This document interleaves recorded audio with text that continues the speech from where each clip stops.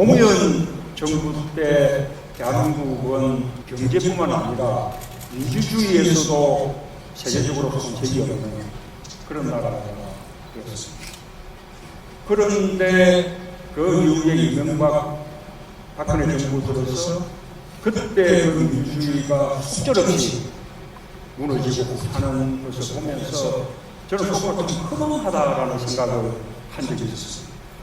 제가 처음 이렇게 잡혀갔던 것이 1974년도였는데 유신반대 시위하다가 그때 구속되고 제적당하고 그랬었거든요.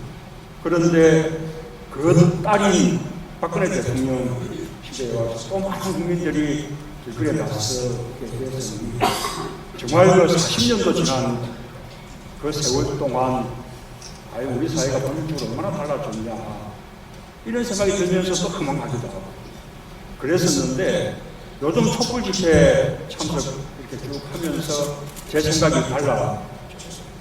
이번 촛불 집회의 가장 큰 의미가 국민들이 국민 노릇하게 되는 것, 저는 그렇게 생각합니다. 국민들이 주권자로서 내가 나라의 주인이야 하고 외치게 나왔습니다. 그런데 누가 이분들에게 국민으로서 주권자 없이 당당한 시민의식을 심어주었을까 생각해보면 그것이 참여정부였고 노무현 정부였던 것입니다. 노무현 대통령이 아까 여기도 봅니다만 깨어있는 시민이 되어달라고 그렇게 많이 당부를 했는데 촛불을 드는 많은 시민들 한 분 한 분이 다 지금 깨어있는 시민이잖아요. 그래서 이렇게 우리가 국민답게 만들고 깨어있는 시민으로 만들고 한 것이 정말 참여정부였다라는 자부심이 그렇게 가졌습니다. 백무연 화백은 2012년 대선 때 그냥 그 안정된 일자리를 그냥 맺던지고 어느 날 저에게 찾아옵니다. 이번 대선에서 정부 교체 해내지 못하면 나라가 결정납니다.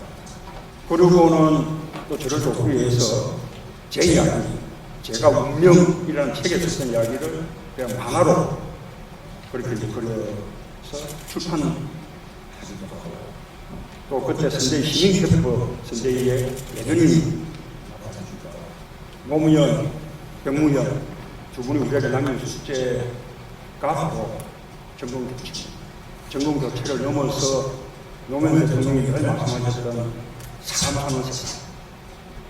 요즘 우리 촛불 시민들이 광장에서 외치는 나라당 나라 만드는 것이 이제 우리 궁극의 숙제.